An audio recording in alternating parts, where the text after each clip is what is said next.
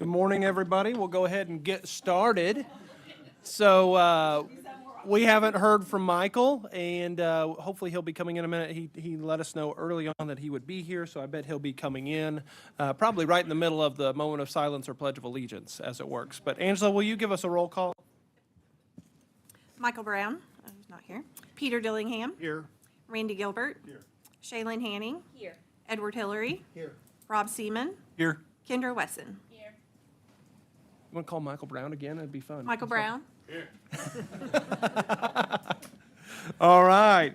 Looks like we have a quorum. And so we will move forward to our Pledge of Allegiance, followed by the Oklahoma flag salute and a moment of silence. Please join me. I pledge allegiance to the flag of the United States of America and to the republic for which it stands, one nation, under God, indivisible, with liberty and justice for all. The Oklahoma flag salute. I salute the flag of the state of Oklahoma, the symbols of peace unite all people. Please join me in a moment of silence.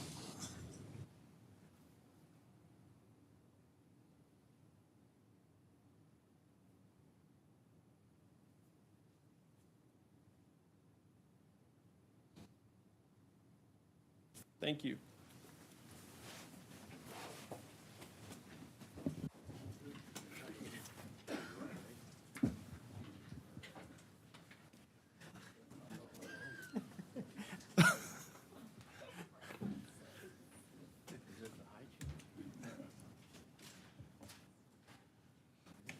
Looks like they've got it figured out. Okay. Thank you all for coming. As you can see, Superintendent Walters is not able to attend today, so we'll skip through his comments, and I'll go ahead and make a few myself. Well, Braden's gone. Do we have a clicker? Yeah.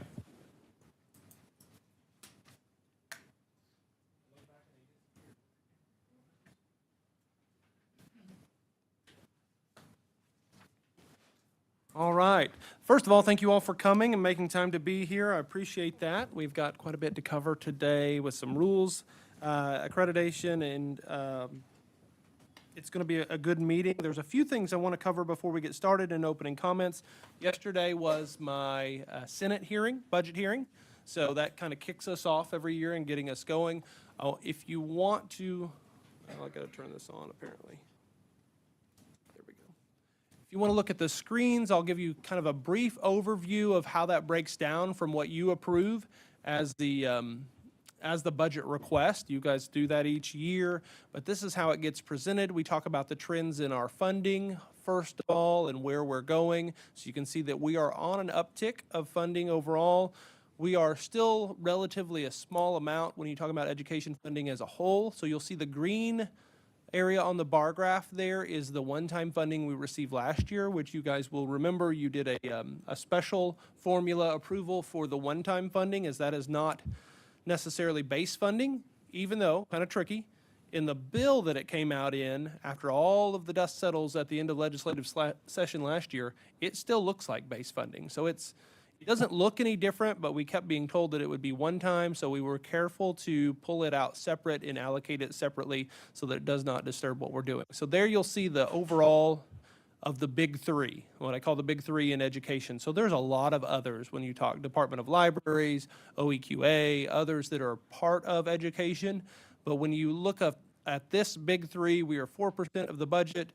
When you go through everybody included, we're about 3.5% of the education budget. So that's what the money looks like last year, or 163, almost 164 million, and then the new of the 28,590. That's what we did with it. And again, I'm going pretty fast because I think you guys remember most of this from last year. Enrollments we go over often, so you guys have all seen that. And I'll get to the meat. Here's something that was definitely of interest, is to talk about state revenue by technology center, so they can see that we equalize funding across this chart. Now this chart shows all things included, not just program. We have another chart that shows just program funding, and then those green bars would be even smaller at that point, because most of what they receive from the state is flex benefit allowance, which is statutorily required, that flows through our agency. Just a different way to see that as a whole. Most of the money for technology centers comes locally. And then I can skip through a lot of this because you've already seen it. The legislature has not necessarily. So if you look at the right side of this chart, that's what we're asking for. It's an increase of 19,310, which came through this body again. If you included the one-time, though, what we're actually requesting we request a total, so I'll get to that. The total is to get to 211 million. So this 19,310 is with the 28 million included that was last year's one-time. So if you took it out, which again differs between the House and the Senate how they view that, then we'd be asking for 47 million. So it's however you want to look at. Our last year's general appropriation was 192,491,505 that you can see. The new dollars would be the 19,310 if last year's is included in our base. So again, flex benefit allowance, most of it is for careers training or our technology center funding. And that's what we're working through. I've been updating you all on is that funding formula or model for the technology centers that needs to be brought forward. We'll review it with the superintendents at kind of not a first glance, but a first narrowed down glance at this next week's meeting with the superintendents. And then the finance committee will be able to go to work on making some recommendations and changes. And then the hope is to bring it forward to this body come April so that we are ready for money in May when the legislature releases that the new funding formula could make that work. We talked about expanding. We're still having lots of conversations and votes to expand technology centers into white space, so that's been going well. Any questions? How much of our budget is covered by the revenue that comes in from the centers? The slide that you were showing us, with all of the centers lined up, Doesn't want to go revenue back. slide. What is that total? The total of state dollars that goes to the technology centers, is that what you're asking? No, I thought you meant revenue as in that is the money that they make from the payment of the students. Okay, very little is from payment of students. Local ad valorem dollars is where most of the revenue comes to a technology centers. Okay. So the millage that is set when they come into existence, Yeah. that's what generates 82% of their funding as a state, if you look at the state. Now, some technology centers are different than others. If you look at West Watkins, it's going to be far different than if you look at Francis Tuttle. Right, because like the Tulsa one, Yes. Tulsa's big. It should have been high if there's more students there, but it's not. It's much higher. I can figure out how to make this go back. Can you do it from the computer? But, Now it's working. Yeah. No, it's a good question. correct, the state funding for Tulsa Technology Center It's very little. would be smaller because their ad valorem base is larger than, So this is probably what you're asking about. that's a good thing. So what the formula is built to do is to equalize, not perfectly, not to make everybody the same, but to bring some equity to the system so that a student in a rural area that does not have ad valorem has more opportunities than a student in an urban area, or has the same opportunities that a student in an urban area. That's what it's built to do. Again, it needs some modernization, and we're going to bring that to you guys to look at. Second Right. from the end, it receives a larger portion of state funding because there's a lot of farmland around it. There's no business and industry really in that area, so they don't have ad valorem. And they have fewer landowners that are gonna vote for an ad valorem millage increase. So, Yes. some of those rural areas, but then you look at Tulsa and Metro Tech, They're all. they're in the smaller state funding. Yeah. They don't have ad valorem base. Yep. Great question. Any other questions around that? We have something that shows how much of it is from Pell Grant funding. And do any of the OTAG grants come to CareerTech? We don't really get a much OTAG, and we don't get a large percentage of Pell, but I do have that. It's not in this slideshow, but I can get that for you to show you how much. Yeah, we can definitely show that for you.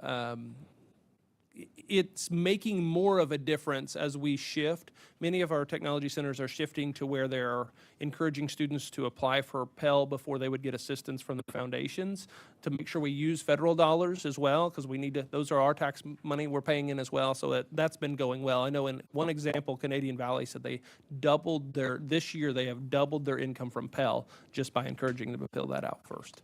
So it's been very good. Pell's federal, yes. Good. Any other questions about this? There's a couple other things I would update on. Had that meeting yesterday, went well with the Senate. Senator Pugh is in charge of that committee.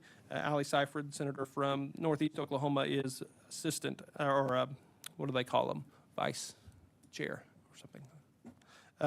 Workforce Commission met yesterday, not a full Workforce Commission, but we had our, what they call the kitchen cabinet, so the stakeholders group, and we met to talk about what our priorities, as we now have a CEO for the Workforce Commission. Eddie and Randy are on that, so they are more aware of what's going on there. But that's going to be, I had a good analogy brought forward by Senator Bourne yesterday.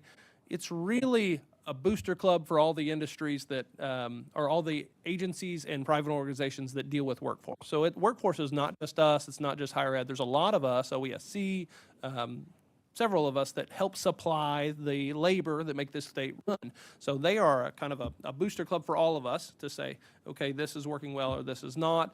CEO seemed really good yesterday. Kyla Guyette, I think is her name. Yeah. So she seemed really good. We had a great conversation about some things that we can work together on.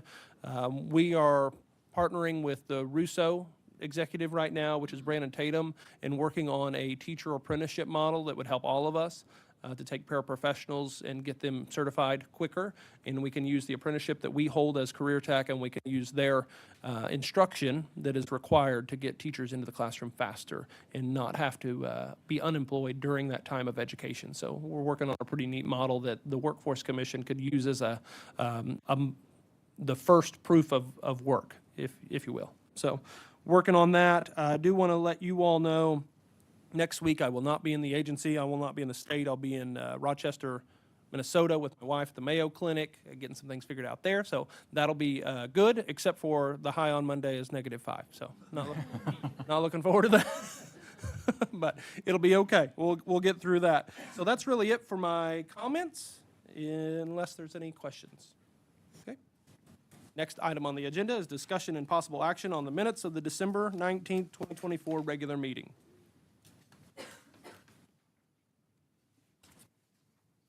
I'd like to move for approval. Second. Motion and a second. Is there any discussion on the minutes? Okay. Angela, will you please call for a vote?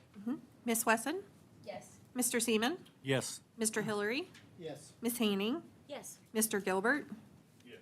Mr. Dillingham, Yes. Mr. Brown. Yes. Thank you. Motion passes. Awesome. On to 2.01. It is recognitions and presentations. And today we have with us TSA officers and the advisor and also the manager of that division. So I don't know how you want to come forward. Tammy, do you want to come forward first, or however you want to present? Okay. She just wants to be lax. Tanya's behind the wall, so I couldn't even see her anymore. Can I run and get that clicker? Oh, yes, I can run it to you, actually. That works too. We're gonna pray for better use of this year than last year. I know last year we had some busy blizzards. Awesome. So good morning, everyone. It's good to see you guys all again. I hope you guys all having an amazing morning. There's just one thing I want to clarify before we do get into the nitty gritty of everything. If you do think about it, no, we are not the same TSA people you'll see at Will Rogers or the airport. We were founded before them, and I do think we're better. Yeah. But just to get into it, we're with the Technology Student Association today, just to introduce. Oh, see, here we go. It's like last year. Oh, there we go. Okay, perfect. My name is Derek Pham. I currently serve as the Oklahoma TSA State President as a senior from Mustang High School. And my name is Asbat Dalal. I am a senior at Edmond North High School, and I serve as a state treasurer. And just to go over what our CareerTech student organization is, we are the CTSO that provides for STEAM students. So that's for science, technology, engineering, arts, and mathematics. We do the same things the other CTSOs do, where we're providing that personal development through our leadership and our career competition programs. Specifically through us, that's through the STEM side and the STEAM side, obviously. And of course, that major strength for being a CTSO, we do provide that hands-on experience for them to understand that now before they actually go into college to make that decision on, maybe STEM or maybe STEAM isn't the way I want to go for my career path. It saves them the thousands of dollars for switching over their major. And of course, if they choose to go into the workforce, they have that hands-on experience that all the companies are looking for right now, especially in the state as we're trying to build up all of our engineering facilities. There we go. Yeah, so I'm sure all of you guys have probably asked, what do you want to be when you grow up? And so a lot of students, they obviously go through that as soon as they reach middle school or high school. And thankfully, by joining TSA helps answer that question through its competitions that are linked to real-world professions. We break that down into 4 career clusters. Very broadly, they are STEM, so again, science, technology, engineering, and mathematics, human services, business management and administration, and engineering and technology. Each gets a little bit more technical as you go down. So STEM is a little bit more broad with drags to design, structural engineering, software development. It's really good for students to get a little hands-on into STEM as a general whole without having to go into a specific niche too much. Just a really good exploration program, let's say, for them to actually explore the area of STEM and see if that's something they're interested in. Human services, business management, and administration is more niche and more specific. So like things like career prep, it helps them a lot more on developing their resume, job interview, understanding more technical roles and getting a career started. And in terms of chapter team, promotional marketing, that's civil discourse, understanding parliamentary procedure, understanding how to work that civil discourse either in public meetings or through their company meetings. And promotional marketing, digital advertisement speaks for itself.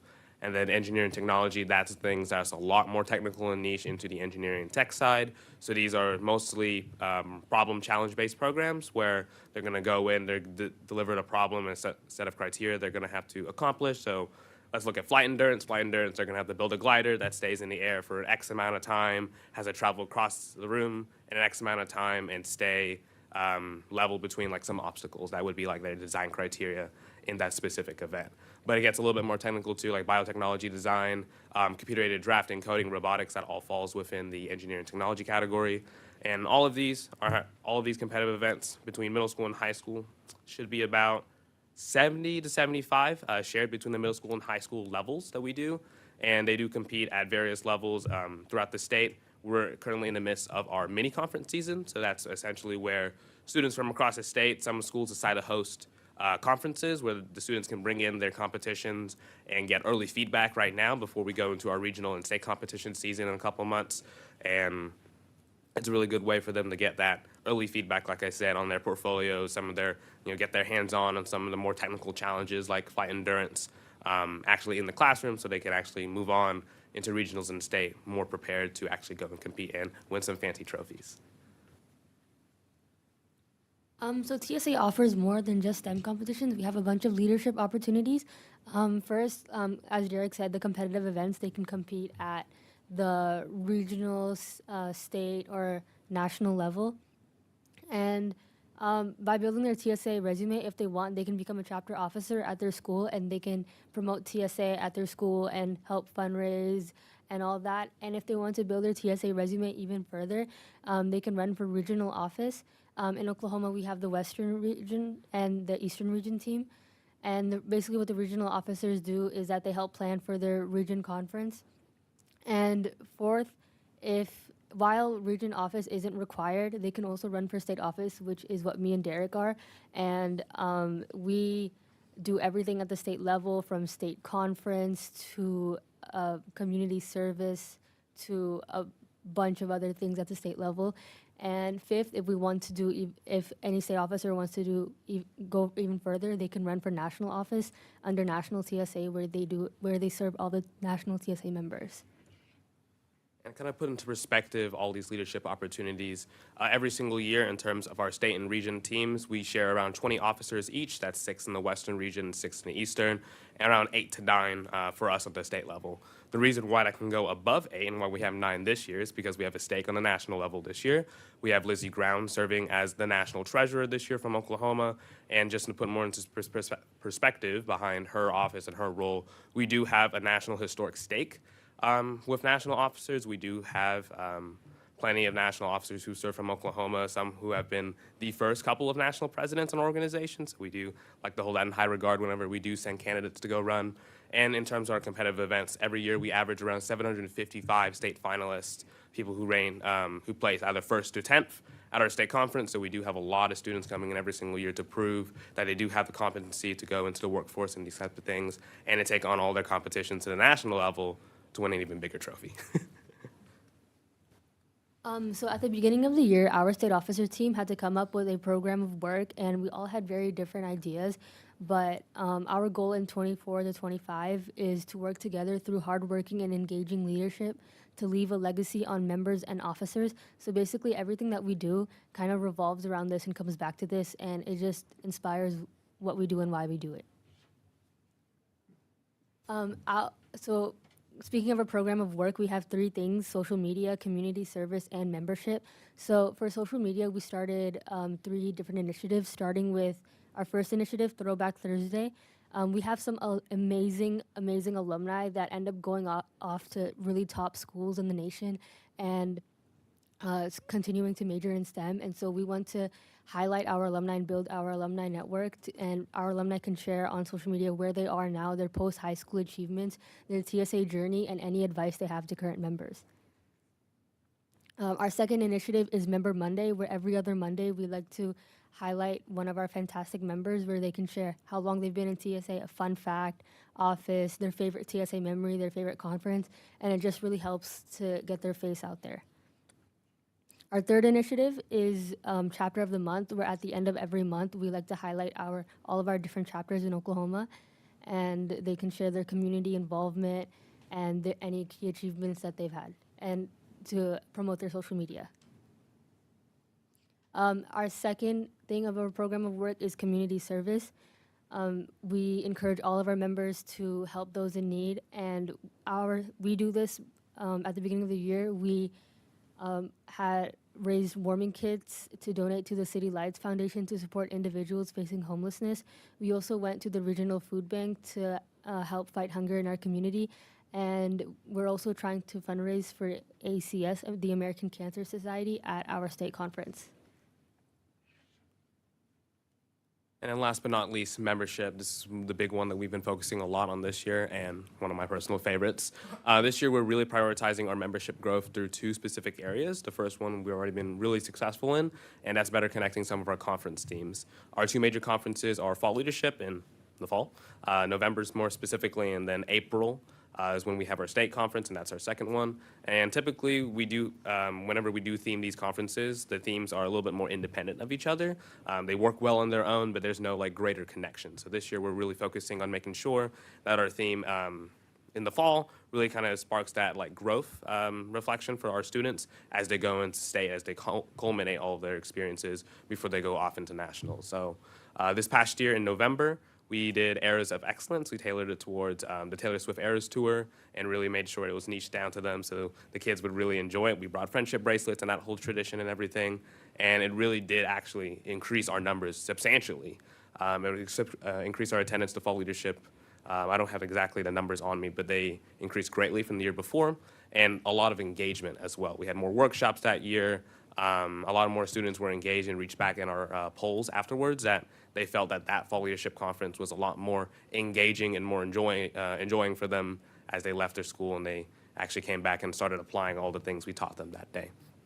And then, like Asba said before, we're focusing a lot on highlighting alumni this year, highlighting that student success, providing that foundation and the success stories for more schools to jump on, other than just saying that's my friend that's in that program. Being able to actually see the growth they'll see in our program, that way they're incentivized to actually grow and join.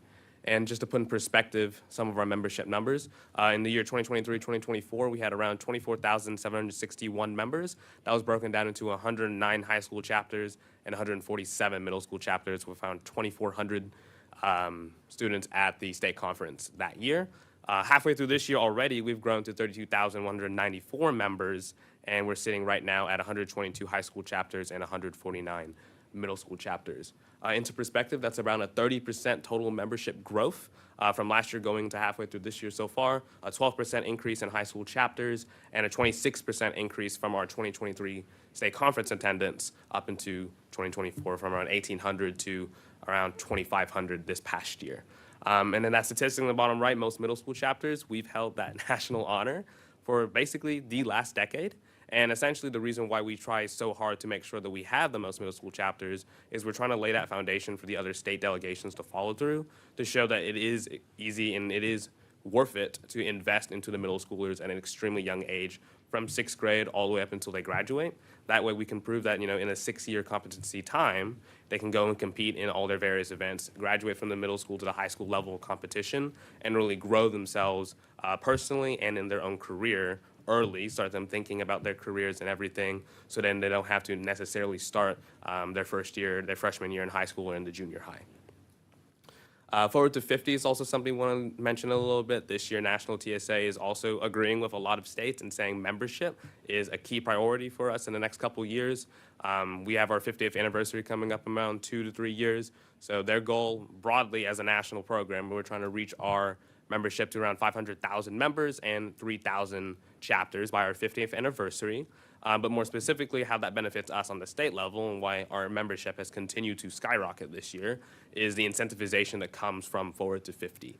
Essentially, there is a scholarship program that's baked into that, and essentially any chapter in any state can go out and apply to this program. And all they have to do is they just have to prove in the system that they have exceeded or continued to stay at the 2023-2024 membership they logged that year, or they can go out and help a chapter start their own, go out to a school and start their own chapter, or start mentoring them and increasing their membership as well. Those schools are then able to go enter into the scholarship program to receive $1,000. And it's not just 1 or 2 schools, it's around, I believe, 20 to 50 schools nationally that will receive this money. And it's extremely beneficial on top of that, because that $1,000, especially for us in Oklahoma, is really helpful for those trying to cover those transportation costs, the uniform costs that look so good on us, and also making sure that all the supplemental things they need for their programs and competition events is covered, so they don't have to worry about too much, fundraising independently to rely on those like menial things every single year. How did you find out about this program? So they announced this program at the national conference in summer this just past year. It was brand new. They released these things at the business meeting, so we got to hear it first because we were state officers serving at that national conference, and then they released this about fully a month later onto the website for the schools to actually start looking into prior to August, whenever school started going back into school and everything. And every chapter could receive this? Yes, any chapter that applied could receive this. So whether you're a school in Oklahoma or you're a school all the way in Minnesota, right? As long as you can prove that you're maintaining or exceeding that membership growth they logged last year, then they can enter into this program, and they'll provide funds on a national level to go down to that. Yeah. Okay. And then just kind of recap for we kind of end off everything. I know last year I talked a little bit about my TSA journey on how I wanted to empower students, and that's how state office really prepared me up for that. But I did also try and run for national office because of that reflection time. But if you also remember, that statistic said 1 national officer, not 2. So I did go and run. I unfortunately didn't make it past the election stage. I campaigned hard. It was really probably the less sleep I got in those past 4 days of campaigning. But coming home, it was a lot of just reflection. And during that time, I really did notice that in that moment, whenever they did announce, like, you didn't make it and that type of thing at the award ceremony, I did have that split-second decision to make, do I can break down in front of my delegation, or do I kind of hold that straight face and, push through it? It's going to be hard, but first and foremost, I'm there for my delegation, and that's why I ran for national office, like I mentioned last year, to empower those students to continue to go on their own career paths and their own leadership journeys to kind of understand who they are. And I knew kind of in that moment, if I chose to break down, it wouldn't reflect well on their journeys, because how would it reflect well on me if I was showing them that an obstacle like that could really push them down, which it does. And then during that time, I did grow a lot through a lot of reflection, but really looking throughout this past year, national office, running for that whole experience really did put into perspective, right, how much our CTSO is so beneficial in that aspect. A lot of people talk about how we're providing that training now for them to go into the workforce, we're providing that experience for them to go into college, but it really does provide that personal soft skill aspect as well, for them to go in and understand, if you don't get onto that stage as an officer or get that big trophy that you really want to get that first place, it really teaches them now, and it really did teach me this past year, to take a step back sometimes and really sit there and think about yourself, about the obstacle that you didn't overcome that one time, but that it didn't define your entire journey, your entire career path, or whatever that may be, failed job interview, whatever that may be for them in the future, so they can actually sit down and understand that culture, I guess you could describe, right now before they go off into college and going off into getting into their career. So I wasn't here last year to talk about my TSA journey, but my TSA journey started pretty late than others. I joined TSA in 9th grade, and I only joined because I thought it was just robotics and computer science kids, but that was not the case. TSA is, it's way more than that. And my first year, I tried a bunch of competitions, and I found my love for promotional design. And it turns out that I was really good at graphic design, and I won nationally at that. And my advisor pushed me. I actually didn't want to be chapter president, but I didn't have a choice. So, so my advisor kind of put me as chapter president, and it's like the best decision I ever made because I was able to lead a team. And that same year, in 10th grade, when I was chapter president, I ran for state office. And I made as the state Eastern Region representative my 11th grade year, and now I reran, and now I serve as the state treasurer. And I wanted nothing to do with the leadership aspect of TSA, but TSA like taught me way more than I ever thought it could, and I made some of the best friends along the way. And TSA shaped every aspect of who I am as a person, and joining it was probably the best decision I ever made in high school. I think all of our 21,000 plus members would agree with that too.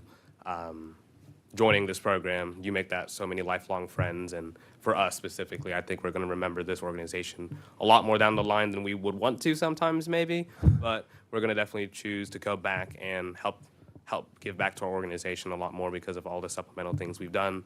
And I know on the local level, a lot of advisors do write back that their members do come back as well and try to, judge at a competition or provide some sort of feedback to them as they grow and go into industry themselves. But other than that, if you guys have any questions, we can open the floor to that really quick. Members of the board, you may have questions, but I have one. So unique probably for a lot of CTSOs is you guys have a lot of academic focused Yes. skills, which is great, fantastic. So what's next for you, each of you? What do you do after this? You're high school seniors, right? Yeah. Okay, so tell us what's next. For me, what's coming up next is going to be college. I'm going to be majoring in either mechanical or aerospace engineering. It really depends on the school. The big dream is to go to a mechanical engineering program that has an aerospace track. That way I have the flexibility of getting into the technical of aerospace I want to go into, but maintaining that broad, how do you say it, like foundation, so I can go into other engineering aspects as well. Right now, I don't know exactly what college. I'm still waiting to hear back from all my applications and everything to see where my options are, but more broadly, it's going to be going for mechanical or aerospace engineering with the eventual goal of becoming a rocket propulsion engineer, working that for 10, 15 years, and then after that, kind of make the evaluation to either go into mission control, work ground equipment at the launch sites, or kind of transition to another career path. For me, same as Derek, I don't know where I'm going for college, but I did get into OU. So that's something. I really want to go out of state. I plan on majoring in mechanical engineering and probably minor in either aerospace or robotics. But, and the end goal, I would like to work at NASA, but yeah. Awesome. So a follow-up question to that, do you feel like your experience through high school because of your STEM program or TSA as a CTSO, did that help in any way, or does that help students like you get to those goals? 100%. I mean, like we were talking about before, just before this, right? Whenever we do say that it's providing that training now, it really did. Is more specifically the soft skills out of TSA is what I'm going to take the most going into college. Being able to work with a diverse team. I know we've 2 years on the state level. Being able to work with that much diverse of a group and also working with the agency as well. We live so far away from each other. We have to figure out new communication barriers, working out some new team standards for ourselves. And those kind of skills really did, at least for me, really benefit those soft skills in that area, really help presenting and the public speaking skills as well. So more than just the technical areas, yes, 100%. The being in this program and being at Canadian Valley has genuinely helped me so much build myself going into college and my career. Awesome. The technical skills I learned are probably going to be most valuable to me when I go to college because I competed in data science and coding. And so I really think that'll help me with my major and give me a boost. And also the leadership. I got to talk a lot about that on my college applications. And I think that's an experience not everyone gets to have in high school. And so I think that gives me the upper hand. Awesome. Other questions from board members? Okay. I guess I don't know why I'm asking so many questions today. What would you recommend that we do in Oklahoma as the board that's over CTE? What would you like to see for the state as students? I think, I don't know if it's just us, but as a state officer team as a whole, really being able to share those success stories that we've been really focusing on this year. We really have seen a lot of growth in our members, a lot more interest and engagement because we're showing, what their predecessors did before them. A lot of them that have applied for our Throwback Thursday program so far have been really familiar faces for a lot of people across the state, either because they were state officers or really prominent in their local area. So being able to see those faces again and see where they are now because of their time in TSA and how that's really benefited their overall growth into college and into their careers so far has been extremely beneficial and really eye-opening for all the students who are now realizing, oh, I'm in a lot more than just a club. I'm here for a lifelong journey. Awesome. Yeah, I think getting the word out there is really helpful because we want everyone to have the same opportunity to join. I come from a really well-funded school, so it's kind of easy for me, but I know people who come from small chapters, it's kind of hard for them to keep it going. And so giving the support to chapters that need it, and even students who probably don't have access to like computers or 3D printers, if you could help them, that'd be great. Awesome. Tanya, Tammy, do you have anything you'd like to add or? I would Awesome. recognize Tammy. She has done a phenomenal job. Stand up, Tammy. Basically, they talk about the growth. Mhm. She has put things in place like lead conferences, and then on top of that, a CTSO boot camp. So everything that has been a barrier that our teachers have said has been a barrier to implementing the CTSO. And Derek, you've been highly involved as well with the lead and boot camp and et cetera. But it takes all of us Yeah. working together to do what's right for Oklahoma. And Tammy's led the way in so many ways. Tammy's done a great job. Yep.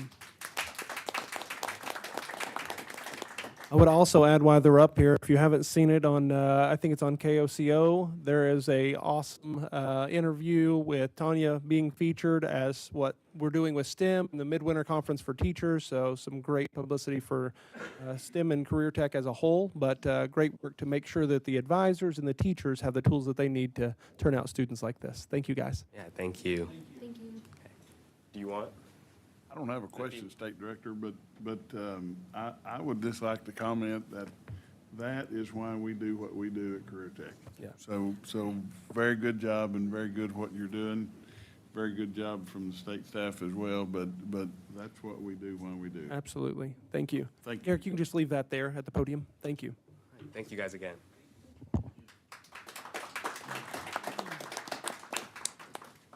All right, moving into some more fun stuff. Management information items 3.01, discussion and possible action on the adoption of proposed permanent rules in Title 780, Chapter 10 of the Oklahoma Administrative Code as presented pursuant to Oklahoma Administrative Procedures Act. Gina Hubbard is going to talk about our rules, and she has wheeled on up. I'm trying to figure this I'll out. turn it over to you, Gina. Was it at least a good story? I wish. I wish it was skiing the blacks at Winter Right. Park, but that's not the case, just foot surgery. But I'm doing fine. I have one more week and I'll be done with this thing. So, well, good morning. It's always good to see you all. I hope 2025 is off to a great start.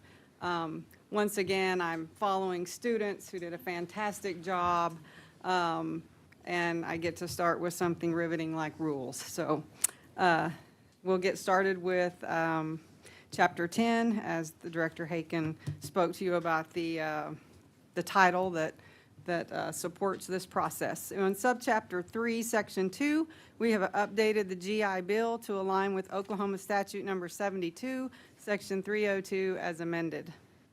In Subchapter 3, Section 3, we have removed specifics about shipping charges, returns, and updated the payment methods for curriculum, instructional material, and CareerTech Testing Center, and clarified the student eligibility for free assessments being based on the CareerTech Testing Center policy. Chapter 10, Subchapter 3, Section 2 and 3 also contain cleanup edits and language revisions for consistency. These were not significant changes. Do you guys have any questions about the edits in Chapter 10? Okay, I'll move on to Chapter 15. Subchapter 3, Section 6, we corrected the language regarding the Technology Center system that is used for reporting. The current rules refer to a system called SESI, and that is what our K-12 programs use for reporting, so we wanted to make that correction, and it now reflects that the Technology Centers use the instructional framework.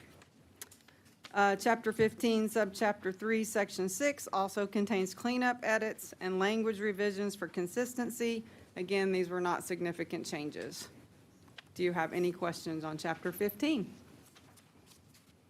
Okay, moving to Chapter 20. Subchapter 1, Section 4, we added the new rule for dropout recovery competitive grants. Subchapter 3, Section 1, we constructed rules for the new graduation requirements based on House Bill 2672. Everything underlined is new. Yes, ma'am. Okay. Everything struck through is taken off. Subchapter 3, Section 2, requested changes and added language to expand the agriculture education opportunities and divine planning and supervisory periods for instructors, as stated in House Bill 2321. The amendments provided clarity on business marketing and IT education offerings and program expectations for divisions. I want to let you know that we have combined the CTSO requirements and added them to Subchapter 3, Section 5 to try to add uniform application to all divisions. In the past, it's kind of been each division has had their own verbiage about CTSOs, and because it's a requirement and they're all the same, we wanted to really be clear about those expectations, and so we came to an agreement on that language and moved it to one section in our rule book. Just consistency in that area. So we also changed the title of health careers to health science in all occurrences because that is the alignment with the National Association now. Subchapter 3, Section 3, requested language to strike a publication relating to facilities and space guidelines that is no longer available. We updated the work-based learning and health careers education so students may be paid if applicable. And again, we changed the health science name. So as we move into apprenticeship opportunities and different things, there might be a possibility for a student to have a paid apprenticeship or internship, and we wanted to make sure the language did not prevent that. What page is that on? Of your rules, let me look. What was the last one that she just talked about, I think?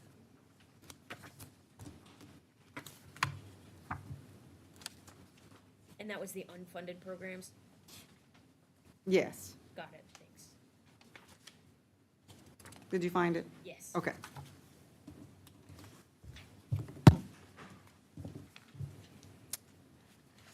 Okay, and then we'll move on to Subchapter 3, Section 5. Again, that is where we revise the student organization requirements that I just spoke about. So if you want to see the complete and the final language on that, it's Subchapter 3, Section 5.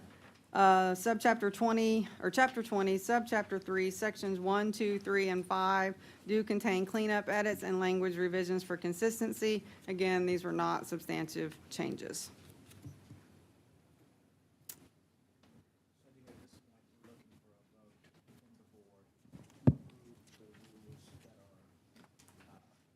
Adopt the rules that are proposed in 3-01,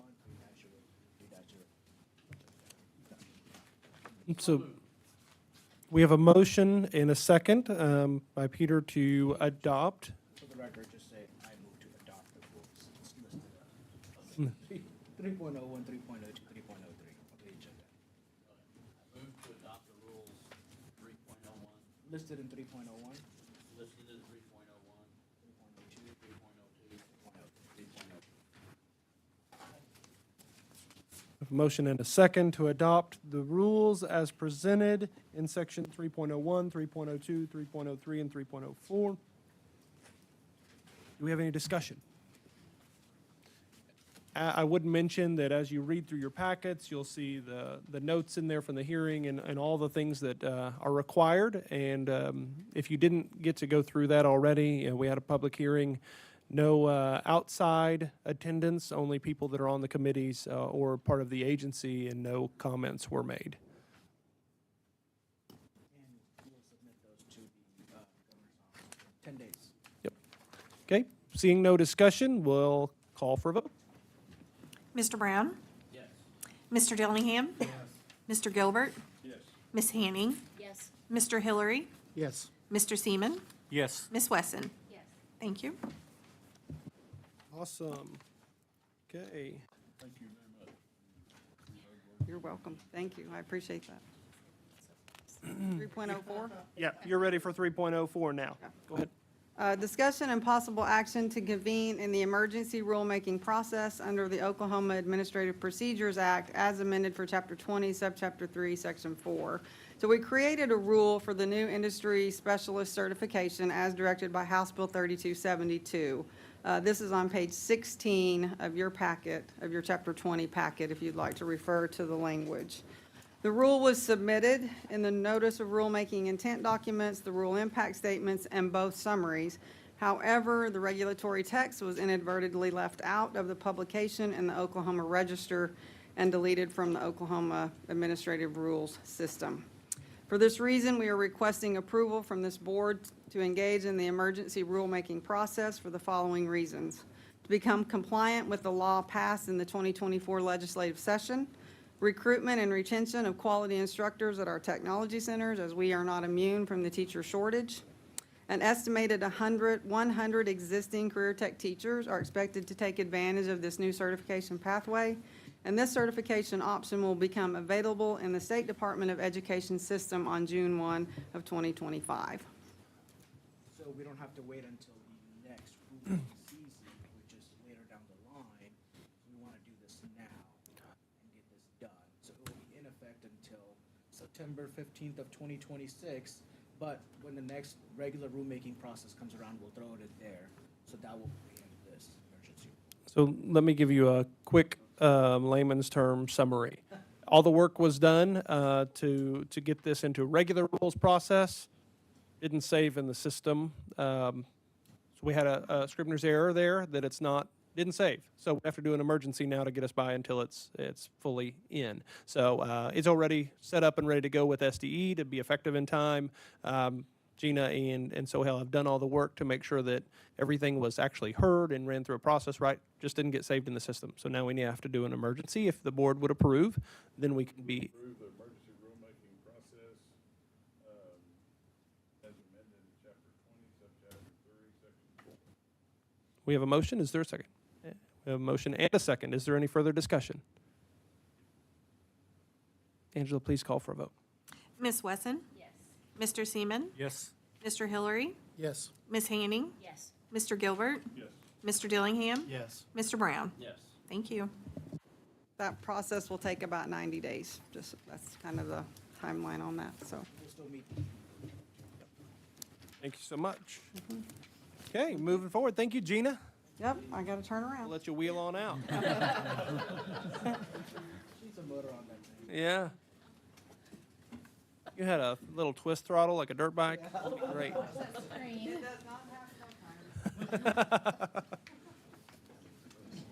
Management action items on 4, under section 4, 4.01 is discussion and possible action on mid-year personnel report and ratification of the personnel actions from July 1, 2024 to December 31st, 2024.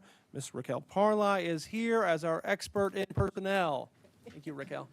Oh, thank you all for having me here today. I am excited to be here to present to you the first part of fiscal year 2025 personnel report. And I'm excited to be here, but I'm also excited to get my beef jerky, so thank you. I look forward to that every time, so thank you very much. With that, I would like to turn it over to you with any possible discussion. Who wants Sorry, you should have that report in front of you, and let us know if you have any questions or discussion.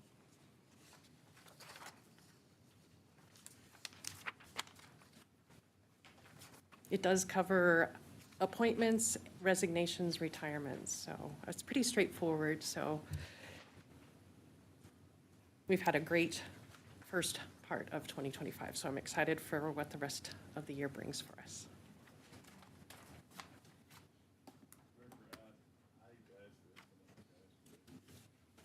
Or for the last few years. As we look into the budget process and with the teacher, with the classroom teacher raises that we've had, how are we coming along? Push them out. Thank you. Thank you. Yes, how are we comparing to teacher pay? How are we coming along with teacher pay and Yeah. for your staff and, I mean, if you're Absolutely. specialists, yeah. So, yeah, your question is, are we competitive in our pay range? And so many positions are. There are some positions that are still not as competitive as I think we would like to see. I've actually started in discussion with Raquel and some of our leadership about what would a next round of raises look like to get more competitive. Specifically in our management role is maybe management and still have to look at our program specialist area that is most aligned with teachers, but we have to view all of those positions, just over 220 positions now. So we're starting that process to review now. If the legislature should be so kind to continue positive funding to us, then we could look at possible raises again, and we would present that to you to be approved as we get into May, June, that time frame. I believe that one of the difficulties in the agency, since you asked my opinion, is that our management level positions are not competitive with pulling current management level employees. We usually have to take someone that's never been in management and build them up, and it does create some difficulty there, and usually then they can leave from a management position from us and move to somewhere else. So that's where we have a great discrepancy right now. Possibly even in some other position areas. So that we fixed some of the issues with the last raise that this board did, but I read last night the proposed bill in the legislature that has been filed for another $5,000 pay raise to teachers. So then that would put us back behind again. So, for example, we have great teachers. Yes, absolutely. So if you have a teacher in the TSA area that has 10 years experience, compared to a program specialist at your office. Yes. I mean, how do we compare it? We're pretty comparable to a 10-year now, and that would be the limit. We weren't, and then we did the last round of raises. That differs depending on if the teacher's on a 10-month contract or a 12, I will say that. For 12-month employees, which some of our divisions, that's where they go backwards. So the pay may be competitive, but if you work at the agency, it's a 12-month contract. If you work in the field, it's a 10-month contract. So we're actually behind by 2 months' salary when you calculate that way, because we're requiring them to work more than they would in the classroom. So that's where we get the pay itself looks pretty level, but the time you're putting in for the pay is actually greater time. And then yours probably don't get 2 weeks off for Christmas. No, they have to take their leave to take off for Christmas. You get 2 days. So we have great benefits. Yeah, we do have good benefits. You have great benefits. Yeah, great benefits. I mean, while we're looking at this. Yes. Yes. And while we're looking at the budget cycle again, just a thought, for us to be competitive, we have, I believe, the #1 CareerTech system in the country. We do. And I want to stay there or continue to be. Absolutely. To be more competitive, I think we do need to look at that, and Mr. Haken has been reviewing that, so. Yeah. What does it take to increase days off? I mean, it's different than salary. Well, since try to think of the right term. We are a part of the executive branch, really. So it's up to the governor to determine what holidays are off for agencies. We do have some discrepancy. I'm pretty careful with that, though. You want to stay close to what the executive branch is asking. Luckily, the agency does have a great benefit package that allows you to stack your days of annual. So as people are employees longer, they have more time that they can use.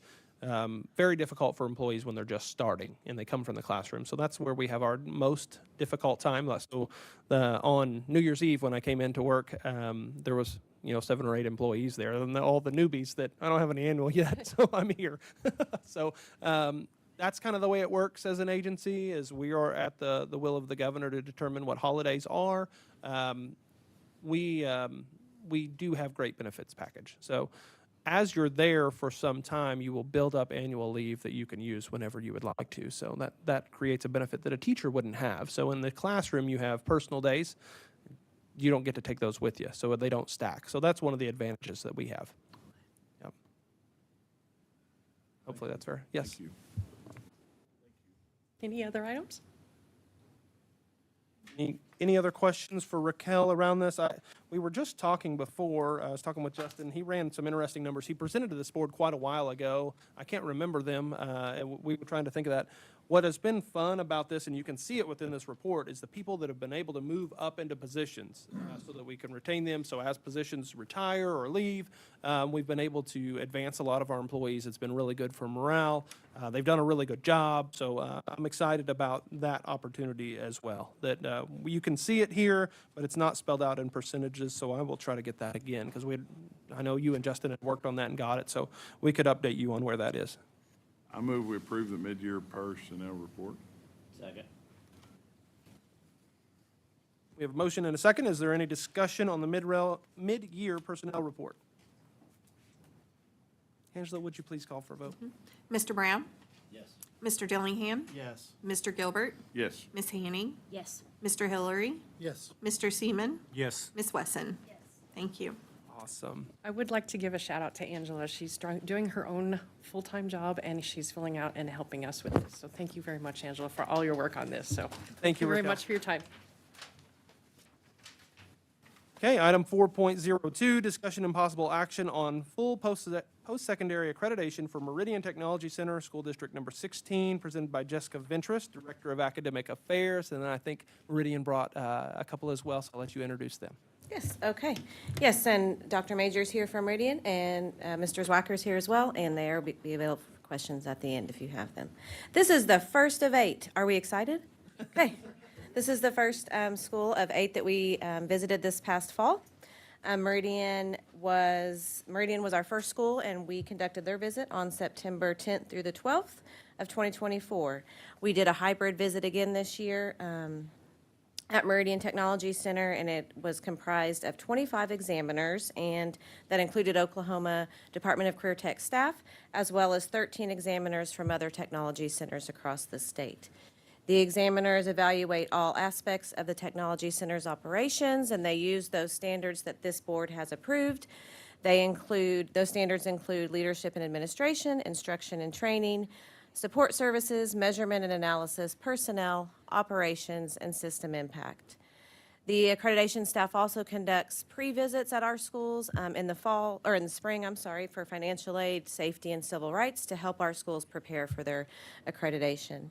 The first thing examiners do is review an application that the Technology Center submits to our agency, and then they interview Technology Center administrators, certified and support staff, students, and stakeholders. Stakeholders interviewed include business and industry representatives, community leaders, partner school administrators, teachers, and parents of students attending the Technology Center.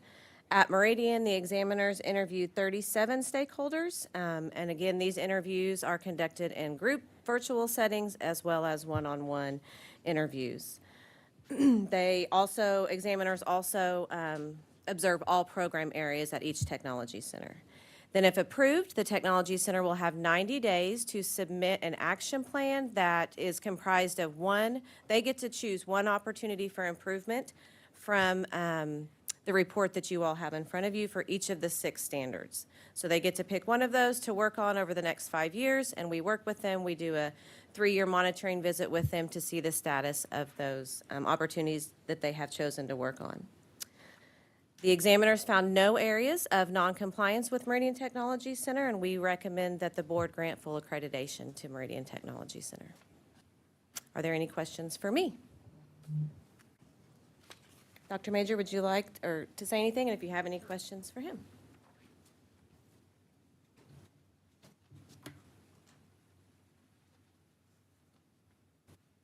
Good morning, Director Haken and members of the board, and I want to start by thanking you for your leadership for the CareerTech system.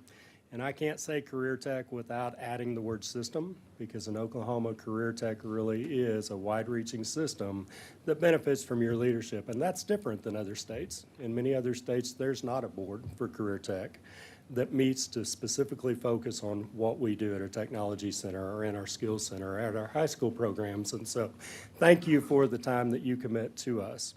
Nobody looks forward to accreditation. That word in itself is not something that you really look forward to. But I will tell you that the system that we have in place for technology centers in Oklahoma, I think, is one of the best in the nation. It is a hybrid system, which means that we need to meet minimum standards, but more importantly, it's a system that allows us for continuous improvement initiatives.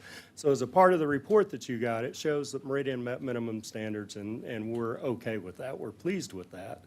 But the more important part of that report are those commendations, so we can celebrate with our staff those things that our peers recognize us for doing well. But the most important part of that report are those recommendations for improvement, because continuous improvement is something that I think all of us focus on. And getting that input from our peers to let us know what are those things we need to think about, what might we be doing differently at a different technology center that we need to adopt. But a part of that process too is, as Jessica said, as those other people from technology centers come and learn what we do, that spreads good things across the system as well as we gain from that. The final thing I want to say is to thank the agency personnel. And as I look across the room at the agency personnel that's here, from a technology center standpoint, we couldn't do what we do without all of them, because they don't just provide us assistance during the accreditation visit, but it's an ongoing relationship. And so I appreciate the ability to work with Director Haken and the entire state agency to ensure that we are providing the best possible service that we can at Meridian Technology Center.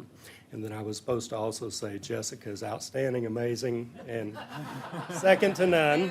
And then I'll stop by confirming, Derek said that he's preparing to be a propulsion engineer. So could I safely say we prepare rocket scientists? Okay, I'm good. That's right. You guys have Happy to questions? answer any questions. Yeah, do you have questions for Doug? I'll try to think of the right way to say this, Doug. Doug has got a lot of experience as a superintendent, so if you needed some experience from someone that has been there and done this and has seen multiple accreditation models, he would be your guy to ask. So if there's any questions for Doug, please feel free. I know he has a wealth of knowledge of our system. Thank you. Many years has done a really good job. So, Dr. Majors, we appreciate what you've done with your leadership with Meridian Tech as well as the statewide system. So, Thank you very much. That means a thank lot. you. So Brent mentioned that you've been through quite a few accreditations and everything. So do you feel the process has kind of gone along to help you to offer better services and everything? Do you kind of feel that it's improved along the way? Yes, and I think it's the best it's been. We went from, basically it was a minimum standard. So we filled out a report. If we met the minimum standards, we passed and moved on down the road. Since that time, we moved to a Baldrige model, which was solely continuous improvement. That was good. It was okay, but it really didn't keep us all on that foundation. And so now what we call the hybrid model is Baldrige-like in many ways, but it also allows us to monitor ourselves against those standards that you all set. And so I would say that it's probably the best it's ever been. There are times when I think we get questioned of whether or not this board, this body, should be the accrediting body from the federal level for what we do. And so is that a little bit internal or too internal? But I would say to you, there's not a better group of people to know what we should be doing than our peers that we work with. And so rather than having somebody come in, and that's what we found with the Baldrige model, we had visitors from outside of Oklahoma that didn't know CareerTech. And so we were teaching them as much as going through that process. So I know, having served on technical visits at other schools, I always learn a lot. And so I think it's one of the ways that we continue to improve CareerTech in Oklahoma. Appreciate it. It's a good question, and I would add to that at the federal level, when we as the agency or you all as the board go through their process, then that's when we bring in representatives from other areas. We just went through that last year, and so they do spend more time learning what Oklahoma CareerTech is compared to others. We just went through that last year, fantastic process, and received no questions. So it was nice when Jessica led us through that revision process to make sure that this board is the accrediting body. We have a separate agency. When we go through in about 5 minutes' time, and then the state in front of us or the group in front of us took about an hour and a half getting ridiculed. So they think highly nationally of what Oklahoma CareerTech is doing in our accreditation process. I might also add, Dr. Majors, that was a very good answer to that question as you stand by the Director of Accreditation. Yeah. I'll take it. I've been around a long time. So with your knowledge and wisdom, can I ask where you started instructional in the CareerTech system? Yes, thank you for that. I am a product of Oklahoma CareerTech. I became an FFA member as a freshman in high school, and I became an ag teacher because I had an outstanding ag teacher who taught me.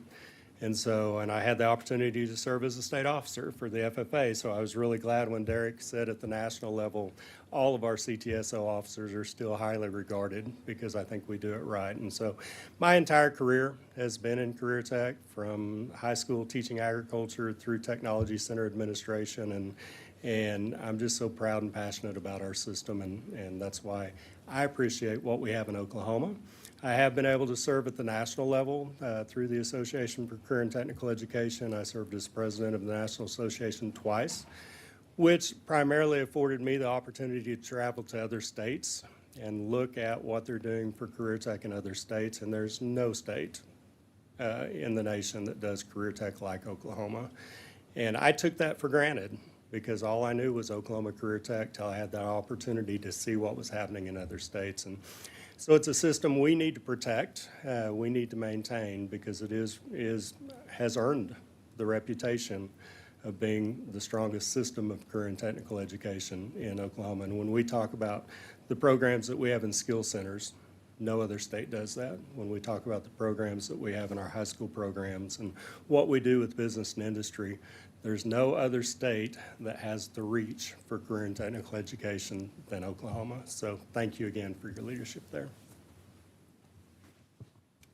Any further questions for Jessica or Dr. Major? Thank you, guys. Thank you. We would entertain a motion for approval. Second?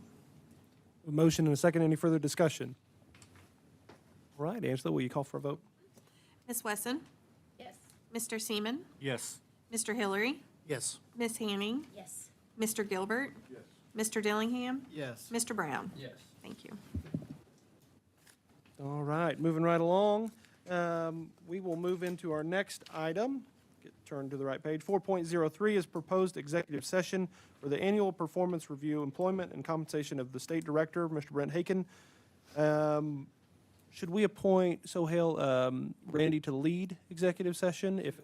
Yeah, he's our most tenured. If everybody else on the board is okay with that, since superintendent's not here, we'll need somebody that leads an executive session. Randy, are you okay with that? Okay. Do we need a motion for that, or just say that he's in charge? Do we have a vice chair or is it just? Nope, that's me. Chair's not here, and then I lead when he's gone, and so now Since we would have, posted on the agenda, it's fine for you to lead, I think. yeah.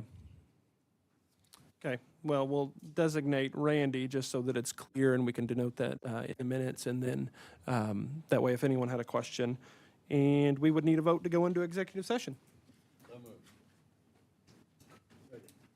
I move that we go into executive session. I need you to say the statute, please. Pursuant to 25, Oklahoma Statute 2021,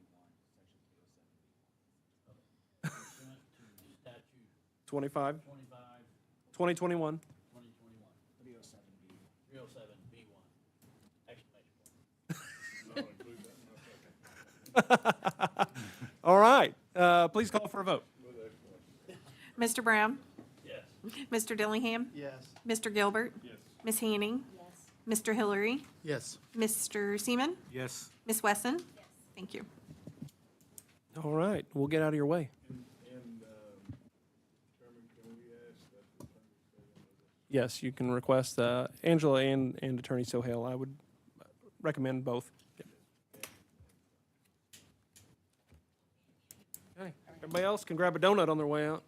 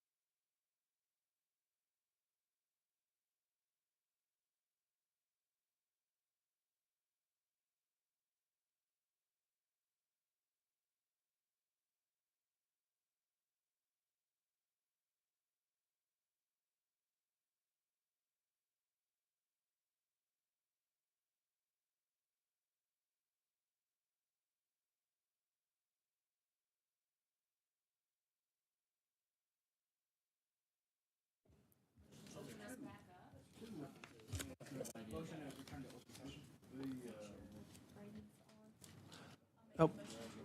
Do we have mics back? It sounds like we're on. Sounds like we're good to go. Okay, Motion to return from executive session? Second? We have a motion and a second to return to open session. Do we have any discussion? Roll call vote, please. Ms. Wesson? Yes.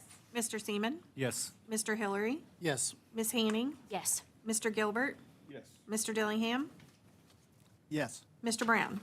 Yes. Thank you. Thank you very much for Dr. Haken for your service to Oklahoma CareerTech. We appreciate all that you've done. I'll just make a note that in executive session, there were no action taken, there were no votes taken, so, but we feel very good about the position you're doing and how you work with the state of Oklahoma, the awareness, so, and with that, we have a motion based on the agenda item for executive session, so we have a motion. We sure do. We discussed Director Haken's performance review for 2024 in the executive session and also with him. Director Haken did really well in providing a strong, positive presence throughout the state as a representative of the CareerTech system. He has worked effectively to develop and project a comprehensive strategy for the future of CareerTech. We would ask him to improve by considering engaging with individual employees more directly, allowing concerns to be addressed from the top down in the coming year. Overall, we are very happy with his performance. I move to accept Director Haken's performance review, which was discussed during the executive session. Second? We have a motion and a second to accept Director Haken's performance review. Do we have any discussion? Do we have any discussion? Roll call vote, please. Mr. Brown? Yes. Mr. Dillingham? Yes. Mr. Gilbert? Yes. Ms. Hanning? Yes. Mr. Hillary? Yes. Mr. Seaman? Yes. Ms. Wesson? Yes. Motion passes. And again, we appreciate all that you've done and all that you continue, and all that you continue to do. So I would move that in light of Director Haken's excellent performance, I move to increase his pay from $175,340 to the maximum allowed, which is $189,367, effective January 1st. Second. We have a motion and a second. Do we have any discussion? Do we have any discussion? Roll call vote, please. Ms. Wesson? Yes. Mr. Seaman? Yes. Mr. Hillary? Yes. Ms. Hanning? Yes. Mr. Gilbert? Yes. Mr. Dillingham? Yes. Mr. Brown? Yes. I'd Motion quickly like passes. to add, thank you to the board for your confidence. Thank you. Do we have any other discussion, do we have any discussion or motion on the executive session? Yes, we believe that Director Haken should be compensated more than is allowed currently. Therefore, I move that council work with Director Haken and fill out paperwork to submit to increase the pay band for the Director of the Department of Career and Technology. Once the pay band has been increased, I would like the discussion of Director Haken's compensation to be brought back to the board. Second. We have a motion and a second. Do we have any other discussion? Any other discussion? Roll call vote, please. Mr. Brown? Yes. Mr. Dillingham? Yes. Mr. Gilbert? Yes. Ms. Hanning? Yes. Mr. Hillary? Yes. Mr. Seaman? Yes. Ms. Wesson? Motion passes. Thank you very, very much. Thank you once again for the board for their confidence and the effort to make this position valuable across the state of Oklahoma. And with that, do we have any new business to be brought before the group this morning? Do we have any new business brought before the board? And if not, item number 6, do we have a motion to adjourn? So move. Second. Motion to adjourn and a second. Motion to adjourn is a privileged motion. There'll be no discussion. Roll call vote, please. Ms. Wesson? Yes. Mr. Seaman? Yes. Mr. Hillary? Yes. Ms. Hanning? Yes. Mr. Gilbert? Yes. Mr. Dillingham? Yes. Mr. Brown? Yes. Thank you. Motion passes. Thank you all for being here. Thank you, Director Haken. Should have gave you the gavel. To a gr- no.